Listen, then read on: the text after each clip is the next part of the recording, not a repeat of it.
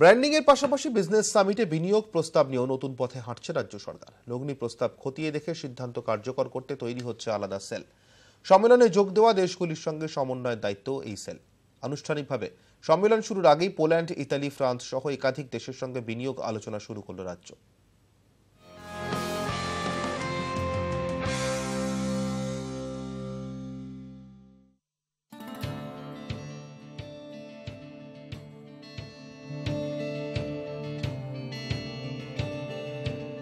পোশাকি ভাষায় নাম direct to business, অর্থাৎ বিনিয়োগকারীর প্রয়োজনীয়তা বুঝে আগেভাগেই তার ব্যবস্থা করা। বিজনেস সামিটে লগ্নি টানতে অভিনব এই কৌশল নিল রাজ্য সরকার। পোল্যান্ড, ইতালি, ফ্রান্সের মতো দেশের প্রতিনিধিদের সঙ্গে এ নিয়ে আলোচনা হয়েছে রাজ্যের। সোমবার পোল্যান্ডের প্রতিনিধিদের সঙ্গে আলোচনা করেন অর্থমন্ত্রী অমিত মিত্র। খনি শিল্পে বিনিয়োগে ইচ্ছা প্রকাশ পোল্যান্ডের। খাদ্য প্রক্রিয়াকরণ ও বিদ্যুৎ ক্ষেত্রেও বিনিয়োগ। কোন কোন ক্ষেত্রে কি প্রয়োজন তা নিয়ে আলোচনা অর্থমন্ত্রীর সঙ্গে।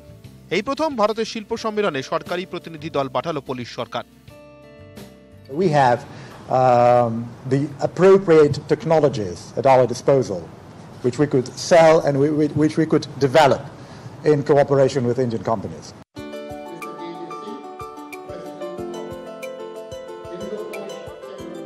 ইস্পাত ও চর্মশিল্পে রাজ্যে বিনিয়োগে আগ্রহী ইতালির বেশ কিছু সংস্থা। এর মাধ্যমে বন্ধ কয়েকটি কারখানাকে ফের চালু করারও পরিকল্পনা রাজ্যের। বিনিয়োগ করতে চলেছে ইতালির 15টি সংস্থা। বন্ধ বেশ কিছু কারখানাকে পুনরুজ্জীবিত করার উদ্যোগ। স্থানীয় ছেলে মেয়েদের প্রশিক্ষণ দেবে সংস্থাগুলি। Italian companies that are investing in Bengal.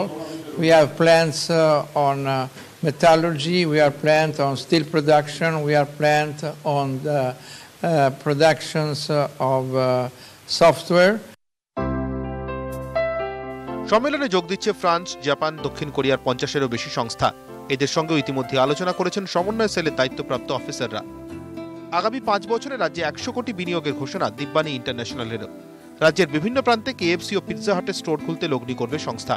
সব মিলিয়ে সম্মেলন শুরুর আগেই আশার আলো দেখছে রাজ্য। Bureau report, ETV news Bangla.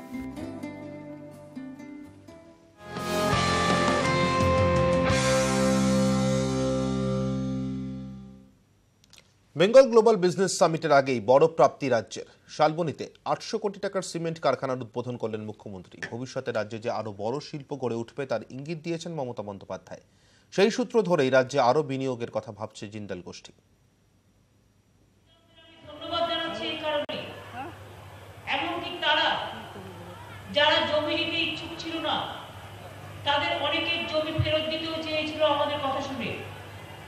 কিন্তু এখানকার মানুষ চেয়েছেন, তারা কারখানা চায়, তারা কাজকর্ম চায়।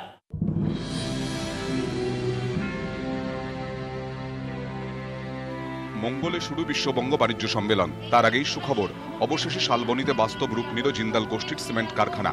সোমবার কারখানার উদ্বোধন করলেন মুখ্যমন্ত্রী Mamata Bandyopadhyay.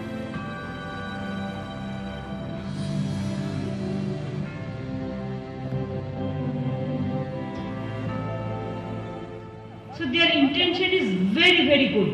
We are excited for that. Tomorrow our BGBS will start, BGBS inauguration.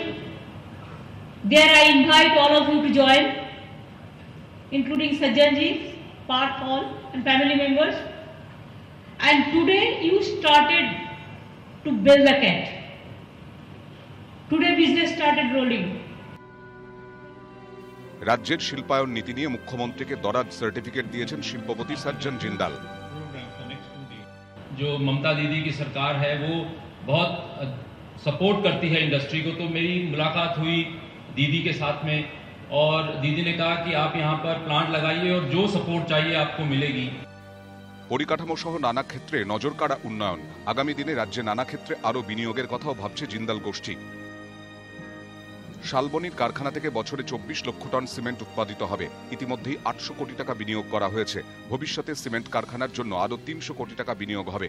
800 মানুষের কর্মসংস্থান হবে ওই কারখানায়। অন্যান্য ক্ষেত্রে আরো 400 কোটি টাকা বিনিয়োগ করতে পারে জিন্দাল গোষ্ঠী। বাম আমলে শালবনীতে ইস্পাত কারখানা গড়ার কথা হলেও পরে বদলে যায় লক্ষ্য।